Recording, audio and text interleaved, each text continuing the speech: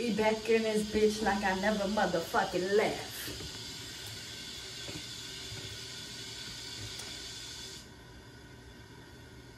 I'll wait. Okay, y'all, so I am making videos. Okay, basically in 2019, one thing about me is I love to learn. And don't let me be self-educated, because I will go down every single rabbit hole. I'm not even joking. But I love to learn. I love to get to the root of things. So in like 2019, I literally learned so much Black history. Yeah, a bitch about her business. But I want to share it with y'all because I feel like, you know, I made that video saying that we need to teach these kids more things, newer things. So I'm standing on business. And I'm about to teach. As simple as that. Really, I'm just going to share my notes with y'all. If some stuff is like incorrect or you want to add on to it, please don't be afraid to and put it in the comments and let's like talk about it and keep asking questions. You know, that's all we can do is continue to gain knowledge and to continue to help and teach others. So I'm just going to read off the notes basically. Some stuff, like I said, I learned this in 2019. I remember most of it, but some stuff I honestly don't remember, or I was like kind of half-assed in my notes, so some notes I really don't understand. So yeah, happy Black History. So the first thing we're gonna learn about is my favorita, which is the Black Panther Party. I'm not talking about Wakanda Forever. I'm not talking about King T'Challa. Like, no. Black Panther Party. There was an actual organization called the Black Panther Party, which they came together for our community, really, and also to help teach, educate, help our kids, help mothers, things like that. I'll get into it more. But they were just basically an organization, and they had organizations like in California, all the way to Maryland, DC, Connecticut, New York. You know, it was all over. Once people got a hold of it, and like new leaders was coming out, the new leaders would make a new chapter in a new state or in a new city. So they would make up a new party. They would talk to the other leaders in the other states. They would gather together, have meetings with them, and then go back home and share it and everything like that. It's pretty fucking dope when you think about it. So dope and so cool. I absolutely love it. So let's get into it. So the creator of the whole Black Panther Party is somebody called Huey Newton. Okay, so he had a book called To Die for the People, I think, or a movie. What the fuck? Did I read the book or the movie? I think it was a book though. He had this quote in the book: "To die for the races is lighter than a feather, but to die for the people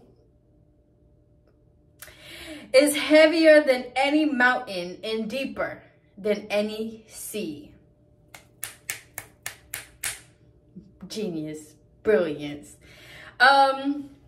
So when the Black Panther Party first came out, they were really heavily set on learning the, the Black Bill of Rights, I think it was called.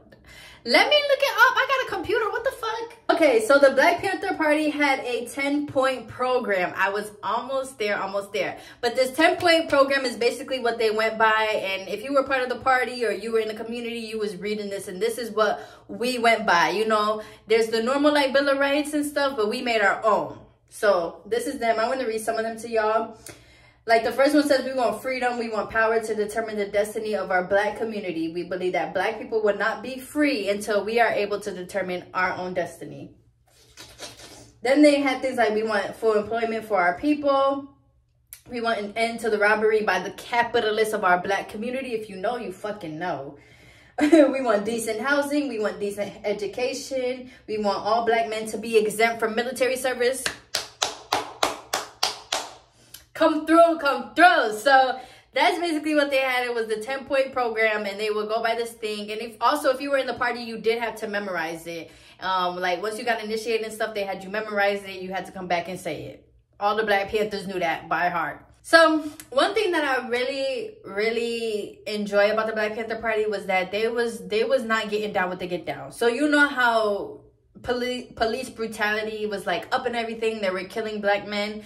The Black Panther Party was putting a stop to that in terms that, you know, we have the right to bear arms. So the Black Panther community, the Black Panther Party, they would have men. Also, that's another thing that I love about them. They were very respectful of women, and they knew that women should not be out fighting and stuff. Like, they were men, okay? Real men. Like, for real, for real. Y'all can't even understand. Or if a cop, say a cop was to stop a black person, or say a cop where they were taunting a black person, the Black Panther Party would have a line of men out there that was out there with guns.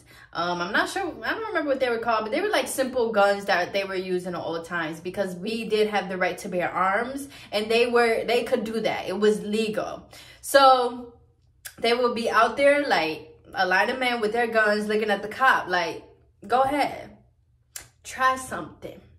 I want to see ya do it. So that's one thing that I love about them. But because they had those guns and stuff, of course, the white people and the FBI, they wanted the Black Panther Party to seem like a terrorist organization. That is what they called them. Now, if you were in an actual party, you would know that you had those guns because police were, taunting black men. You gotta, just like Malcolm X said, you gotta talk to these people how they understood to be talked, and that's with violence. So, you want to sit here and play around? We could sit out here too. We all got time. Like, these people, they literally did have time, though. They devoted their whole lives to it. They had guns to defend themselves because they said that reactionaries have guns. You know, they're not just waiting and peacefully protesting and stuff. They really believed and understood that in order for us to get our freedom and in order for us to get our shit back, we have to take it. So, by any means necessary. Come on.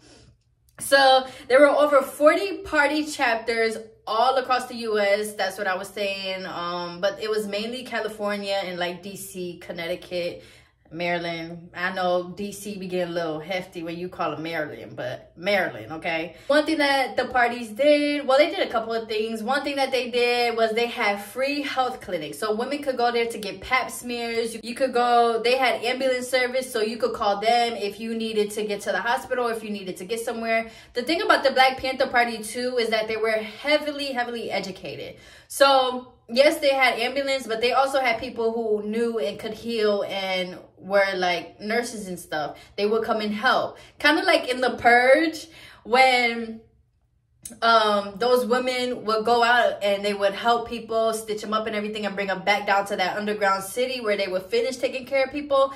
It was literally like that. Amazing. So yeah, they also had sickle cell anemia testing. They were the first ever to do that. And of course they had that because they knew and understood that it was heavy in the black community. So all of this stuff that they were doing was free, and it was open to everybody, and everybody could come. Another thing that they did was the free breakfast for children program.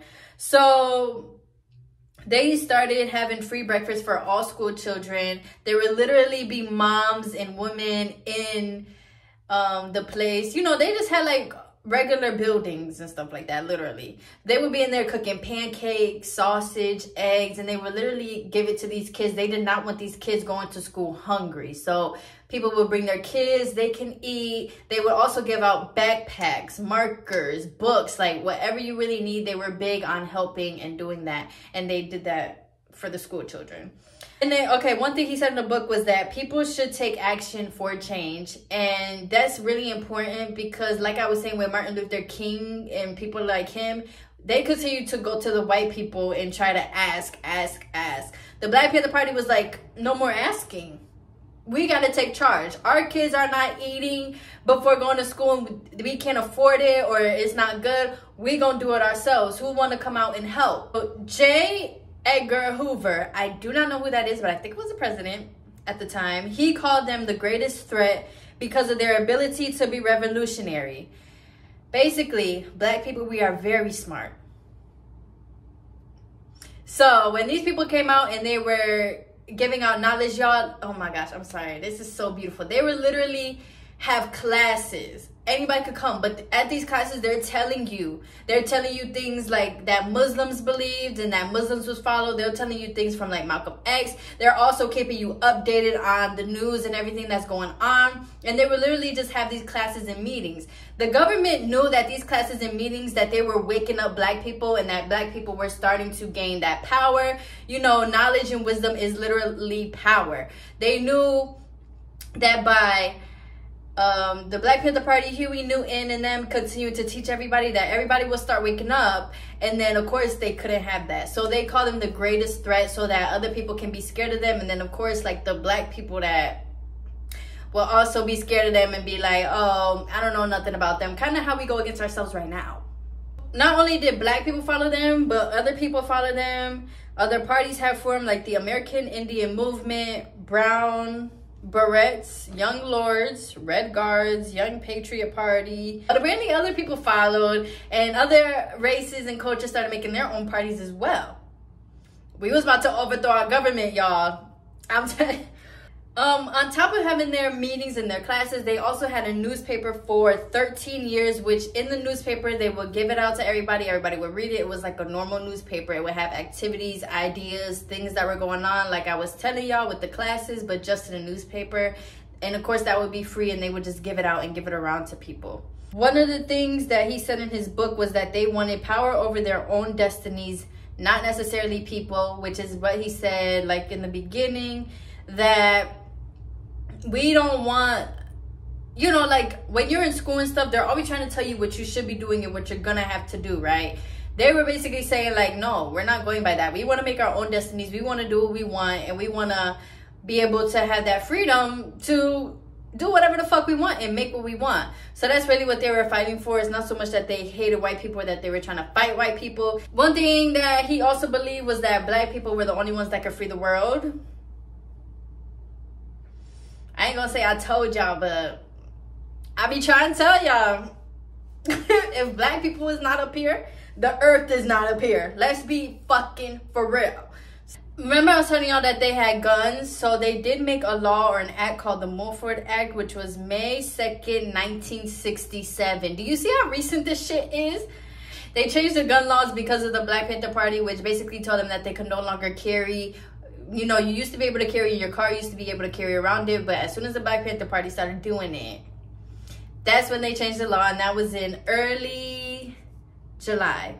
Started in May, but it passed in early July. In their houses and homes, they would have equipment to defend themselves because, you know, the police would come in with no warrant. They would disguise themselves. They also had spies in the party.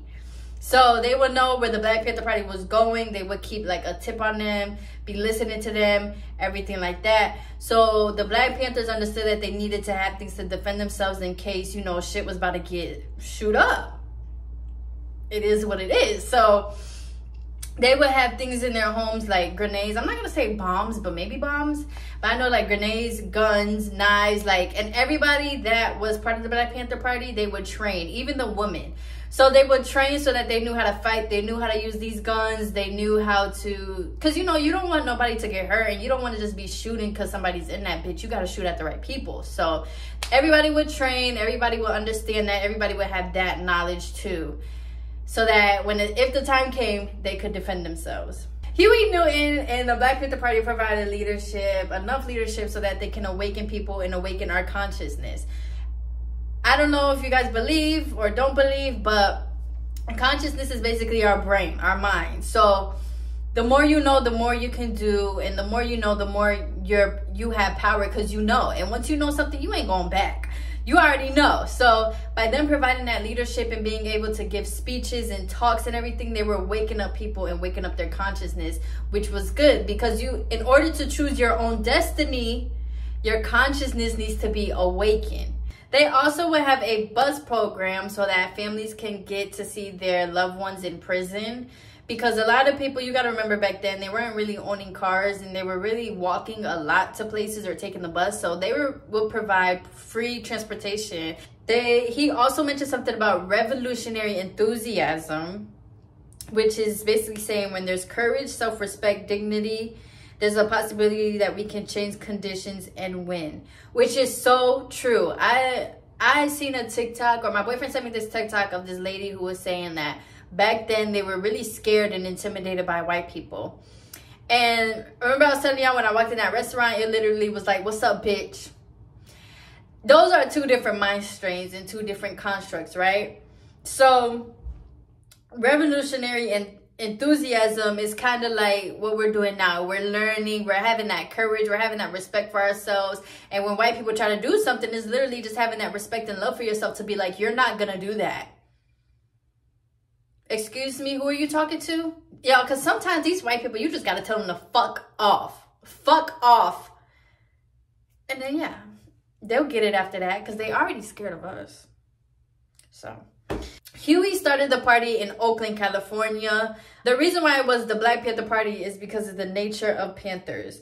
Basically, you know, they're calm and everything, but once they're tried or once the aggressor comes, they're ready to strike. Type shit. So that's why he named it the Black Panther Party, because it's like them. They're calm, they were taking care of their families, they were taking care of the community, but as soon as you want to come in my shit. And I also want to say that they did maintain their distance from cops. Like I said, when they were pulling them over and stuff, the cop would be on this side of the street and the Black Panthers would be on the other side of the street. I also want to say that they they had a uniform with those hats, y'all. That was their uniform, and they looked so fucking cute, cool, and beautiful. Ooh!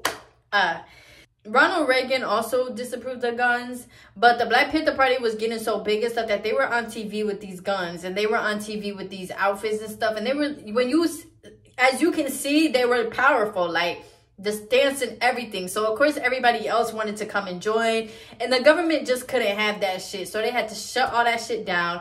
But you know how all the parties were stretched out across the United States? They would shoot up different, like if it was a smaller organization in a smaller town, they would definitely be in there shooting shit up, trying to go in there, bomb. You know the FBI, they got all that weapons and shit, so they would literally go to try to these smaller like organizations and get them, basically.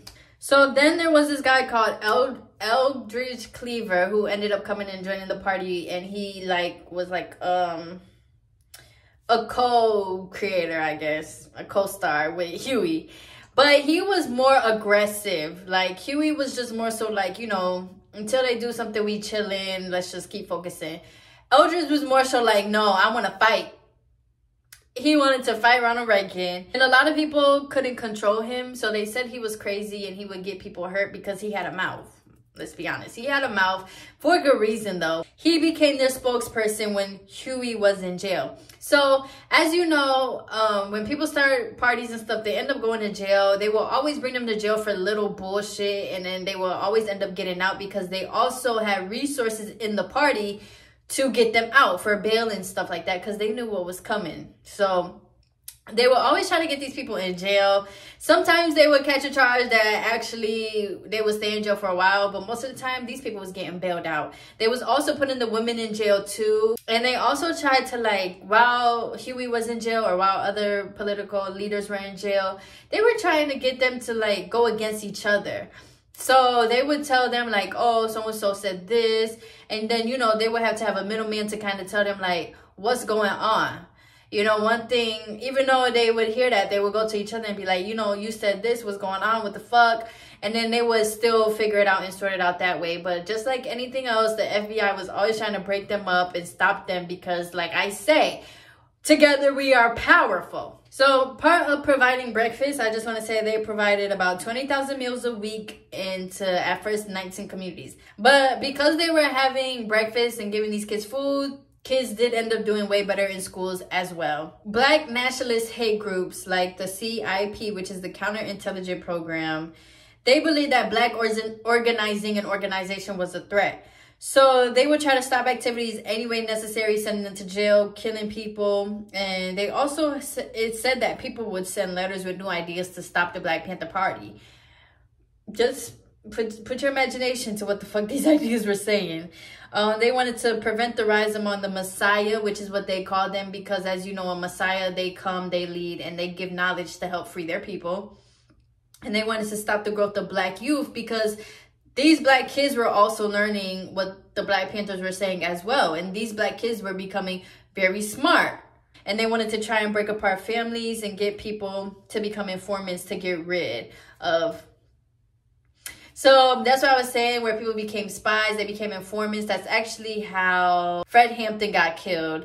They had a spy in their party. They told them where they was going to be and where they was living at, and they shot his shit up, unfortunately. Once like the FBI and everything was getting real heavily into it and they was hearing this stuff on the news, Black Panthers would have these things called Panther pads. That's where I was telling you guys that they would, you know, buy our houses. They would all come together. They basically all stopped going home because they understood that as things were getting more tense, they all needed to stay together. They all stopped going home. They will all stay in like one big house. They would take care of the kids. They will all cook for each other. You know, at one point in time, they also would have shifts. So some people would stay up to watch over the house and everything, some while people were sleeping, and then once they were up, you know, they switched and everything like that. But also have phones at these places. They would answer phones. That's how they got a lot of information within the Black community, like, oh hey, so and so, this happened, that happened. By the end of the Black Panther Party, it was mostly women that were left, I guess. But I do want to say that the Black Panther Party had a lot of women. And if you read their books and what they were saying, they'll actually say that the reason why the Black Panther Party was so great was because of their women. Their women kept them strong and kept them together. So I actually want to say this line that they said in the book and everything. They said, quote, "You tell those white folks in Mississippi that all the scared niggas are dead."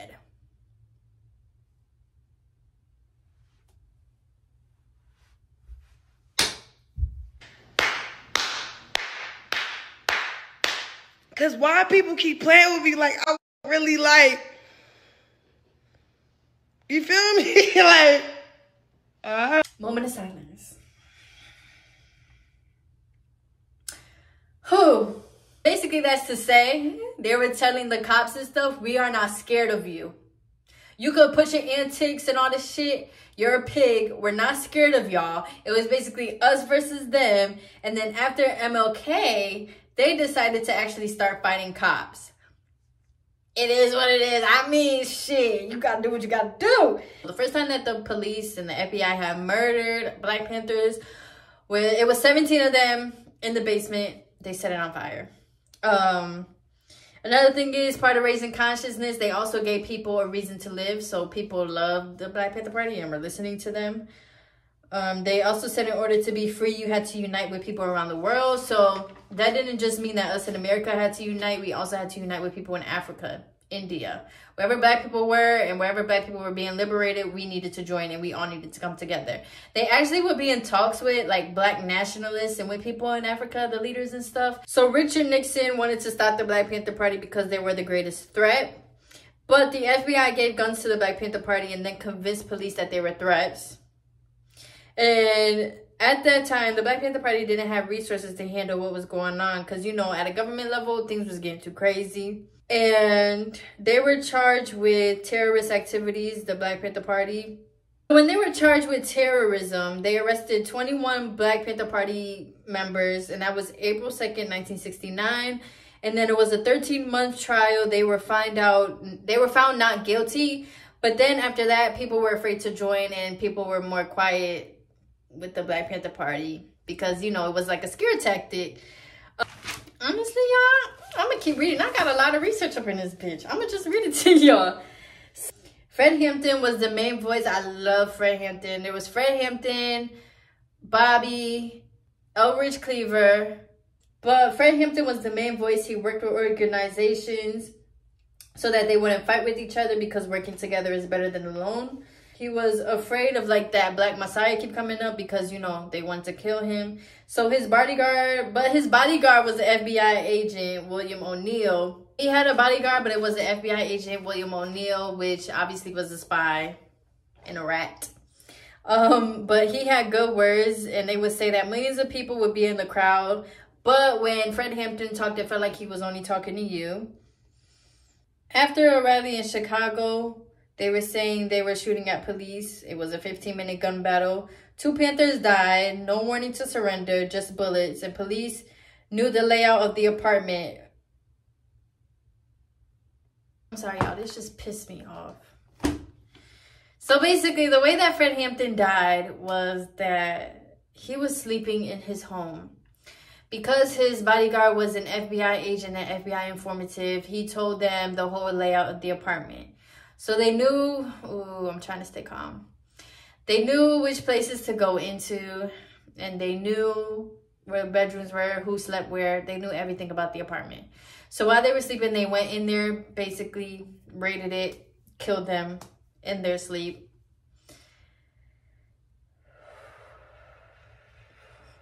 These people basically woke up to bullets in their home being shot at them. But what's getting me is that when he died, you can hear them through the walkie-talkies. They said he's good and dead now. It's like a slaughterhouse. Only one shot came from Panther, and that was by accident. People were able to go and see, and they gave him, the bodyguard, a $300 bonus. And the way that everybody else escaped was that they put sandbags everywhere so that the bullets would hit the sandbags and not them. But of course, after that, they were still getting harassed. But Fred Hampton was another very strong leader. So once they killed him, they felt like they didn't have to worry about taking them out anymore because he was one of the strongest leaders and they just didn't have him anymore.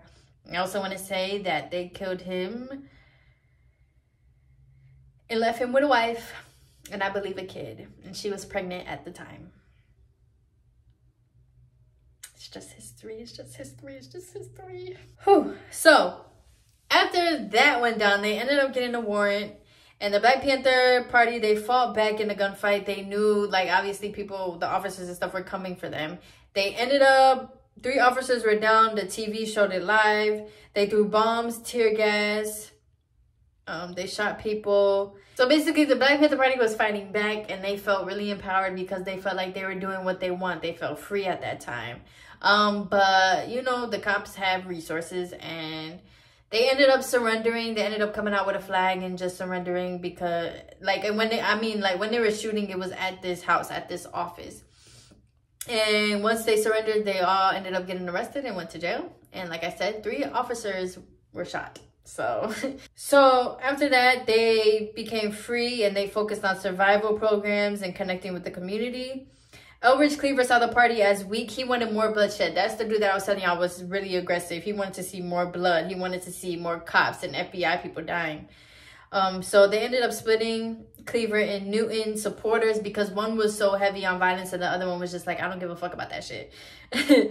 So yeah, the FBI contributed to them actually separating because they were putting things in both people's ears. And being with someone like Eldridge Cleaver, y'all know them people. They so aggressive and loud and stuff. You can't really get through them after a certain point. So yeah, what better to do than to separate? So, but once they separated, Huey has said that the party was falling apart at the seams, which it was. You know, I feel like after Fred Hampton died, he was something that was connecting them very powerfully, and he was a big deal.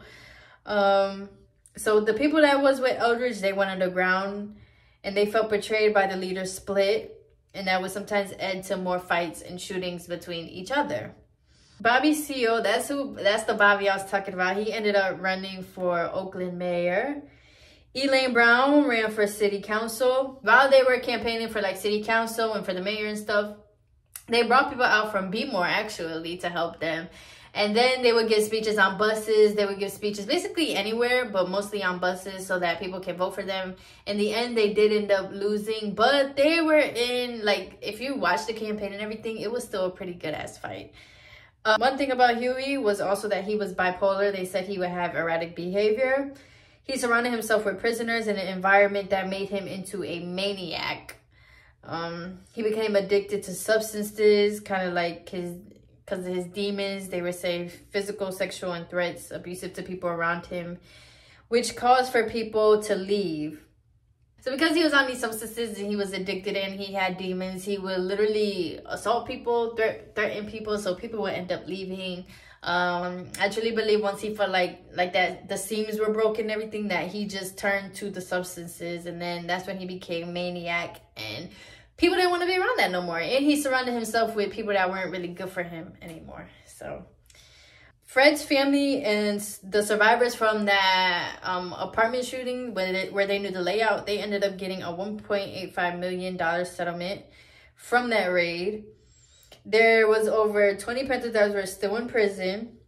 One thing that Fred Hampton said, one of his quotes was, "You can kill a revolutionary, but you can't kill a revolution." Okay. I also want to say that Fred Hampton and Huey Newton and them, they still drew inspiration from other people around the world. That's what I was saying. So other organizations like Vietnam and other leaders who were powerful and was helping their people and stuff, they drew inspiration from them as well. And they had learned from them. And that's where they got most of their knowledge and most of their tactics. Another thing is that the Black Panther Party started with 5,000 members. Also, the Black Panther Party was born October 15, 1966. Come through, Libra. Yeah, and I have actual stats for that women part. I said that women were made a majority of the Black Panther Party and really were like the glue. They made up 60% of the party. Come through, Black women. Yes. Also, because of the party, they did say that whites, blacks, and Latinos all came together. They got Latinos as attorneys to support them. Well, they got Latinos as attorneys to support other Latinos. And that's where I was saying that they have rules. So when they needed lawyers, they needed nurses and stuff, they would bring people in and people would learn. And they had to sign off, and they would still have rules and everything towards their work and what they had to do. But I just want to say that the Black Panther Party was not a terrorist organization. In school, that's what they teach, that the Black Panther Party was a terrorist organization and that it was this organization who just wanted to kill cops and wanted the cops dead and everything like that. That's 100% not fucking true. So, yeah, let's talk about it. Leave stuff in the comments. Leave more information that I left out and stuff like that. I also just want to say that the Black Panther Party was very powerful, very smart, and very knowledgeable. They also would not allow for drug kingpins to sell drugs in their neighborhoods, and they would not allow for them to recruit kids to sell drugs. All of this stuff is such amazing work. They literally put us first and our community first and these kids first. Amazing work, and I'm so grateful, and I love learning about them, and I love teaching about them too. They were so smart. They had underground cities. They were building things and building defenses as well because they knew people were going to come after them. And so yeah, happy learning. I plan to do, I'm sharing all of my notes with y'all. So yeah, let's have fun and let's learn. Like I said, I'm standing on business. I'm not going to sit here and say we should be teaching our kids more than I'm not teaching and sharing what I know. So yeah, thank you guys for liking. Thank you guys for subscribing and being here with me, honey. And like I said, if you have any more information, any more intel, you know, any more deeper stuff, put it in the comments because I want to know too and I want to talk. So thank you guys for being here and thank you guys for learning, and happy February. Have a great week. Well, I'm recording this on a Friday, so. But yeah, have a great week and have a great day. And I love you guys. Bye.